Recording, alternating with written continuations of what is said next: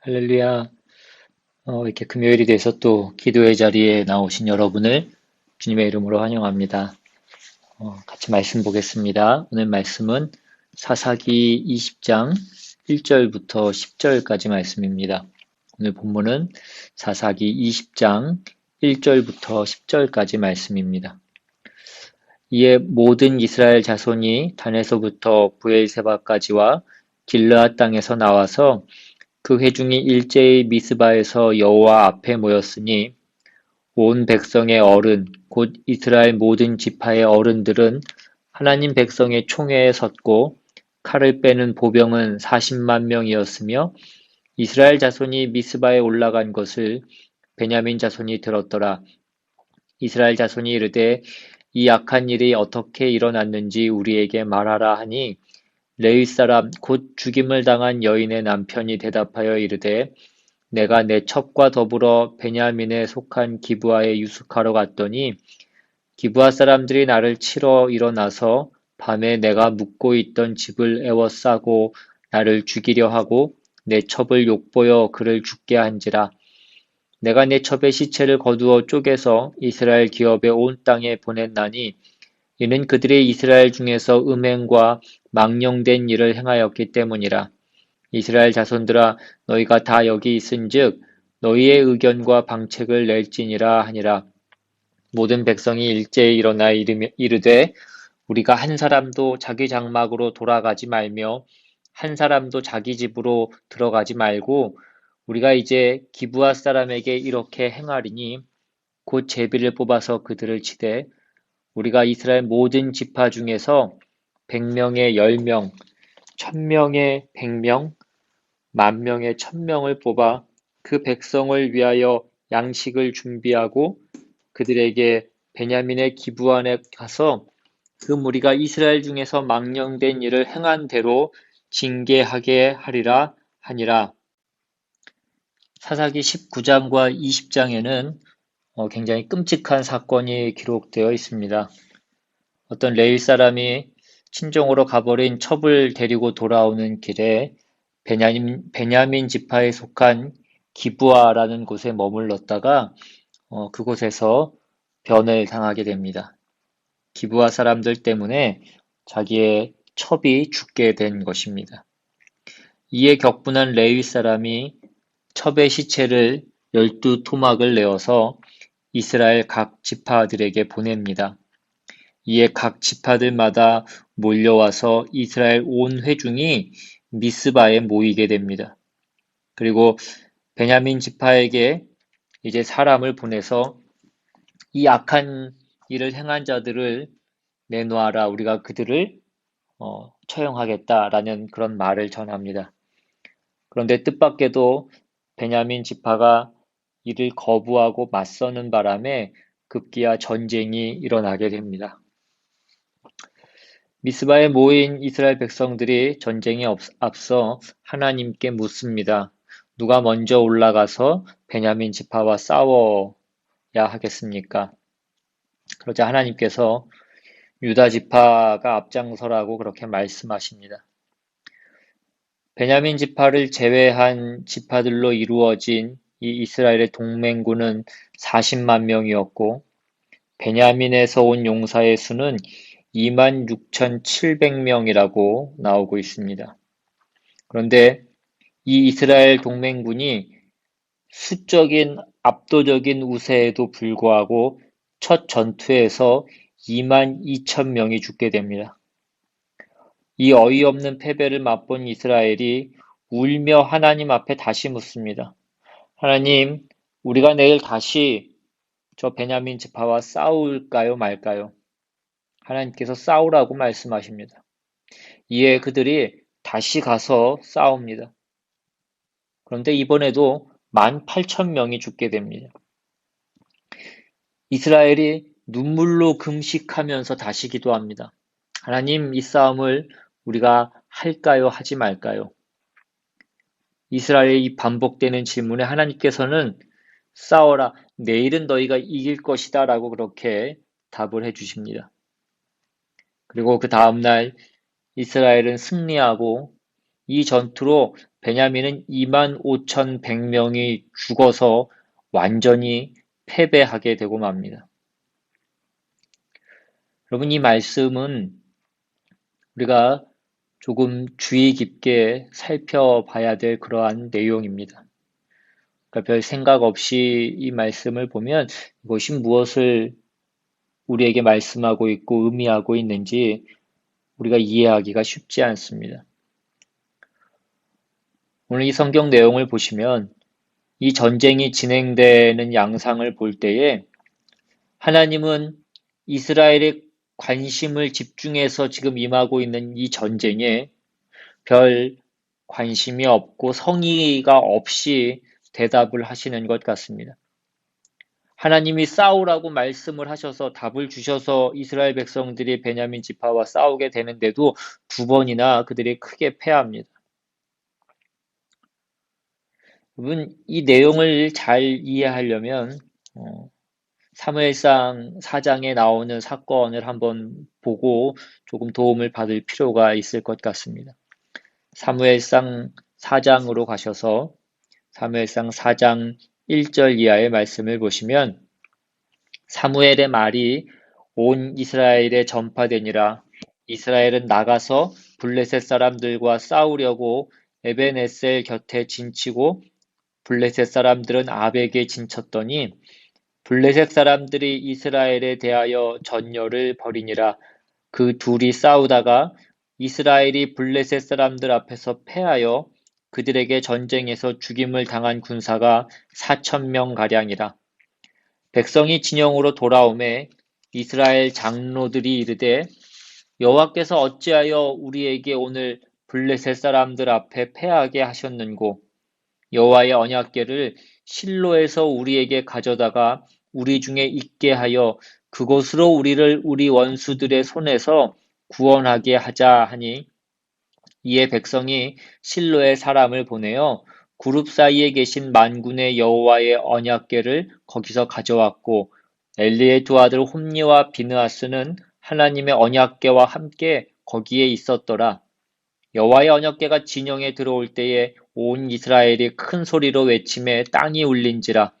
블레셋 사람이 그 외치는 소리를 듣고 이르되 히브리 진영에서 큰 소리로 외침은 어찌 됨이냐 하다가 여호와의 궤가 진영에 들어온 줄을 깨달은지라. 블레셋 사람이 두려워하여 이르되 신이 진영에 이르렀도다 하고 또 이르되 우리에게 화로다. 전날에는 이런 일이 없었도다. 우리에게 화로다. 누가 우리를 이 능한 신들의 손에서 건지리오. 그들은 광야에서 여러 가지 재앙으로 애굽인을 친 신들이니라. 너희 블레셋 사람들아 강하게 되며 대장부가 되라. 너희가 히브리 사람의 종이 되기를 그들이 너희의 종이 되었던 것 같이 되지 말고 대장부 같이 되어 싸우라 하고 블레셋 사람들이 쳤더니 이스라엘이 패하여 각기 장막으로 도망하였고 살육이 심히 커서 이스라엘 보병에 엎드러진 자가 30,000명이었으며 하나님의 궤는 빼앗겼고 엘리의 두 아들 홈니와 비느하스는 죽임을 당하였더라. 이 기록에서 당시 이스라엘 백성의 신앙 수준과 그에 대한 하나님의 반응을 살펴볼 수 있습니다. 하나님은 이스라엘이 벌이는 전쟁을 보시며 이들이 무엇이 중요한지를 전혀 이해하지 못하고 있다는 것을 아셨습니다. 사사시대 내내 주변에 있는 이방 국가들이 이스라엘 백성을 괴롭히고 이스라엘 백성들을 공격했습니다. 사실 이스라엘 백성을 친 것은 이방 국가들이 아니라 하나님이셨습니다. 그것은 그들의 정체성을 일깨우기 위해서였습니다. 그런데 이스라엘은 이를 깨닫지 못합니다. 다만 전쟁에 이겨서 안정을 확보하는 것 외에는 하나님의 뜻이나 자신들의 정체성에 도무지 관심이 없었습니다. 전쟁의 승리에만 관심을 두는 이 사람들을 하나님께서는 내버려 두십니다. 그러자 이스라엘은 하나님을 강제로 자기 편으로 삼기 위해서 그 언약궤, 그 법궤를 가져옵니다. 그들은 그 법궤만 자기들 곁에 있으면 하나님이 자기들과 함께 하셔서 그 전쟁을 이길 수 있다라고 그렇게 생각했습니다. 그러나 결국 승리는 블레셋에게로 돌아갔고 이스라엘은 3만 명이나 죽고 그 법궤마저 빼앗기게 됩니다. 이 이야기를 염두에 두고서 오늘 본문을 다시 한번 보십시오. 왜 하나님께서는 이스라엘이 베냐민 족속을 치러 모인 이 일에 성의를 보이시지 않고 계실까요? 여기서 벌어진 잔혹한 사건 그 자체가 문제의 핵심이 아니기 때문입니다. 잔인한 폭행이던 그에 대한 반발로 시체를 12토막 내는 짓이던 그것이 잘한 일이 아닌 것은 분명합니다. 그런데 문제의 진정한 핵심은 이스라엘이 자기네의 정체성이 무엇인지를 이해하지 못하는 데에 있었던 것입니다. 이 끔찍한 사건들은 자신들이 누구인지를 하나님과의 관계 속에서 이해하지 못한 데서 나온 부수적인 결과에 불과한 것입니다. 오늘 본문은 당시 이스라엘의 왜곡된 신앙과 그것이 가져온 시대상을 보여주고 있습니다.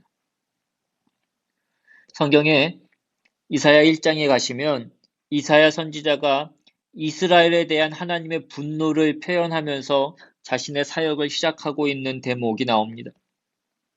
이사야서 1장 2절 이하에 하늘이여 들으라 땅이여 귀를 기울이라 여호와께서 말씀하시기를 내가 자식을 양육하였거늘 그들이 나를 거역하였도다.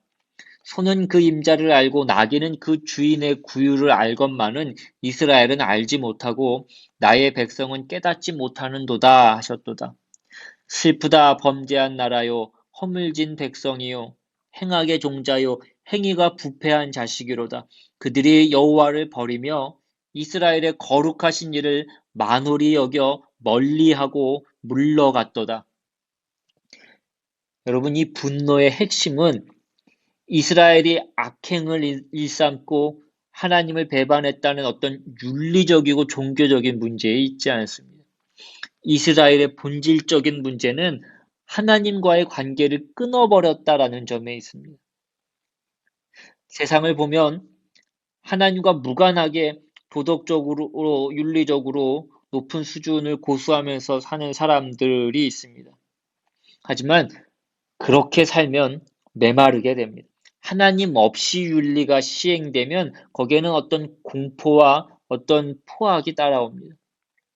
오늘 본문을 보면 온 백성이 모여서 울며 금식했지만 거기에는 칼을 뽑아서 잘못을 제거하는 무시무시한 사령관이 있었습니다.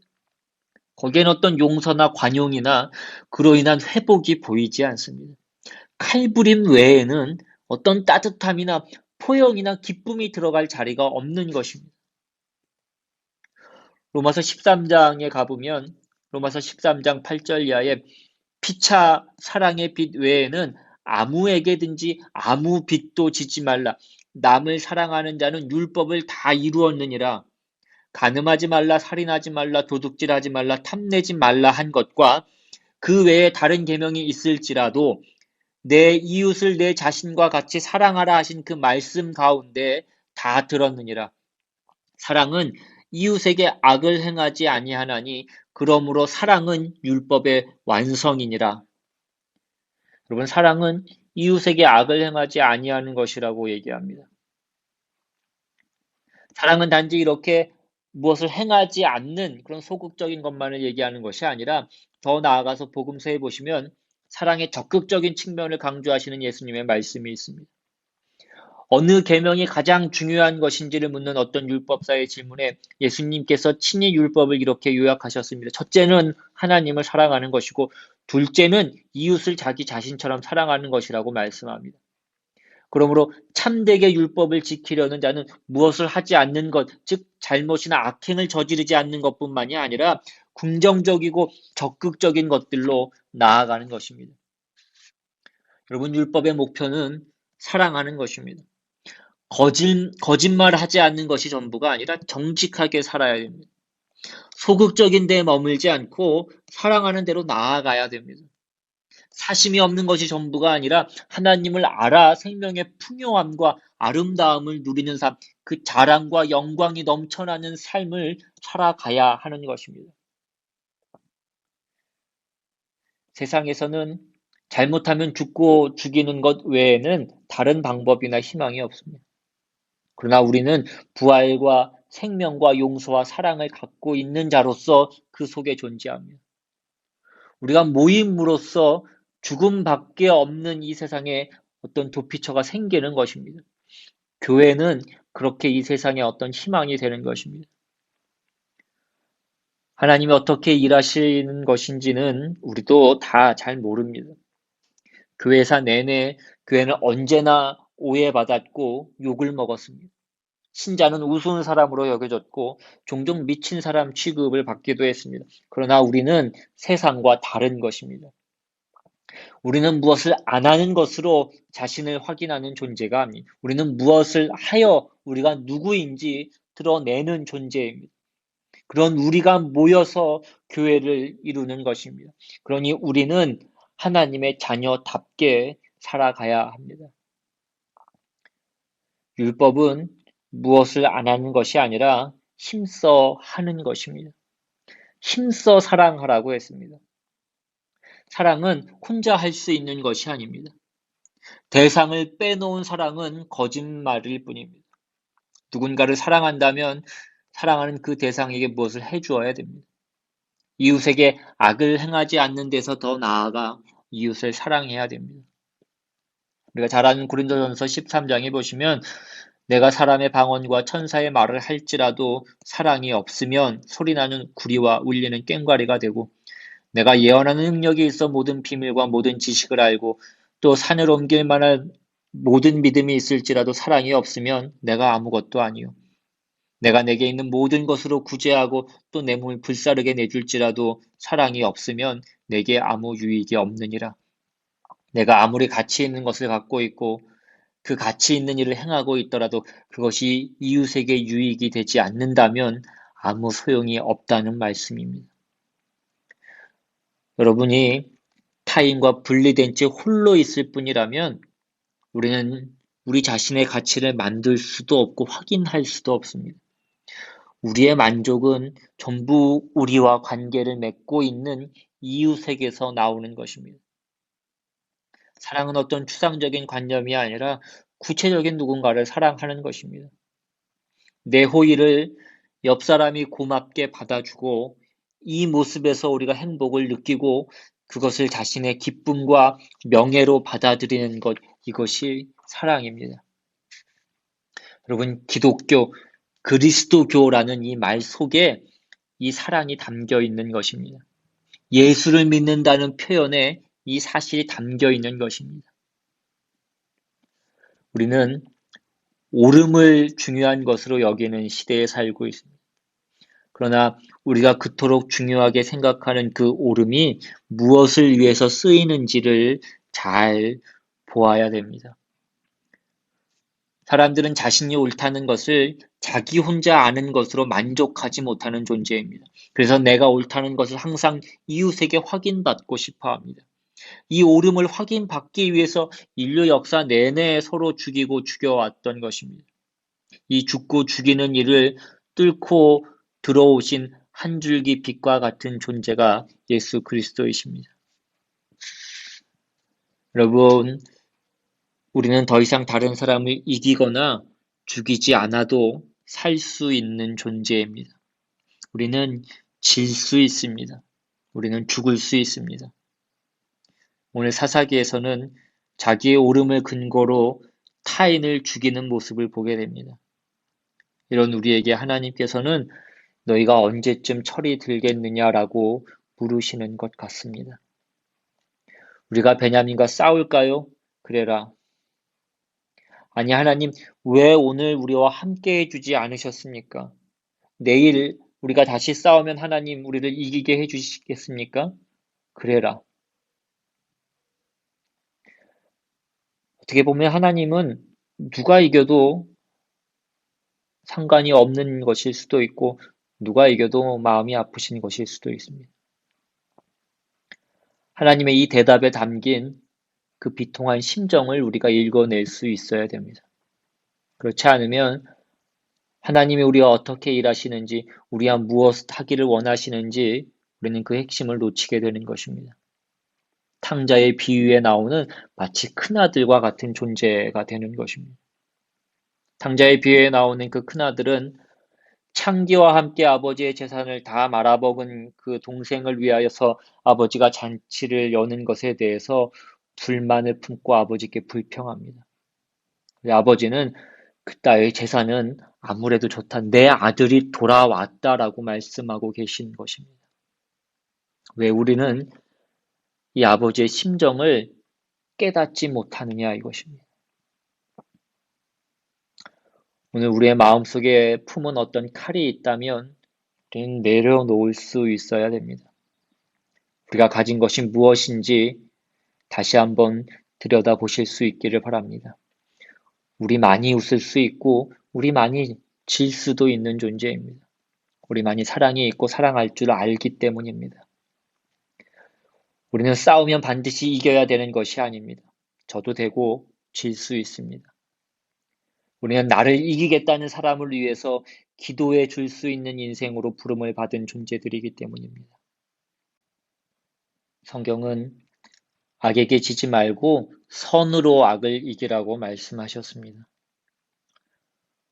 오늘 우리가 있는 자리가 어떠하든지, 오늘 우리의 형편이 어떠하든지, 우리가 다만 우리의 궁핍한 것을 채워달라는 그런 기도를 넘어서 우리가 있는 상황 가운데 우리가 돌아봐야 될 곳이 어느 곳인지를 다시 한번 볼 수 있게 하시고, 하나님 이 상황에서는 우리가 어떻게 하는 것이 하나님이 원하시는 일입니까?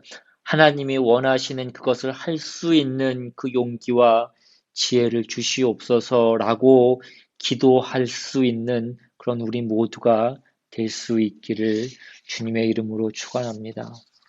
우리 시간 그 받으신 말씀 생각하시면서 또 함께 기도하며 나아갈 수 있기를 원합니다. 우리 잠시 기도하겠습니다. 하나님, 하나님의 은혜를 감사합니다. 우리는 넉넉하게 가져서 웃을 수 있는 존재가 아닙니다. 우리는 하나님의 자녀이기 때문에 우리는 웃을 수 있는 존재입니다. 하나님을 아버지라고 부르는데 우리가 무엇이 더 부족하고 무엇이 더 필요하겠습니까? 오늘 현실 가운데 우리가 고통스럽고 어려울 때가 있습니다. 그러나 모든 가치 있는 것들은 그 고통을 지나고 눈물이 나야 만들어지는 것임을 우리가 다시 한번 기억하고 이 모든 어려운 시기도 우리가 당당하게 담대히 이겨나갈 수 있는 우리 모두가 될 수 있도록 주님 인도하여 주시옵소서. 우리가 돌아봐야 될 것을 돌아보게 하시고 우리의 사랑이 필요하고 우리의 관심이 필요한 것을 우리가 볼 수 있게 주님 도와주시옵소서. 어설프게 입술로만 떠벌리지 않게 하시고 우리의 피와 땀을 흘려 그 인생을 이루어 나가는 우리 모두가 되게 하시고 그 믿음으로 승리하는 우리 모두가 될 수 있도록 주님 인도하여 주시옵소서. 모든 말씀 우리 주 예수 그리스도의 이름으로 기도드리옵나이다. 아멘.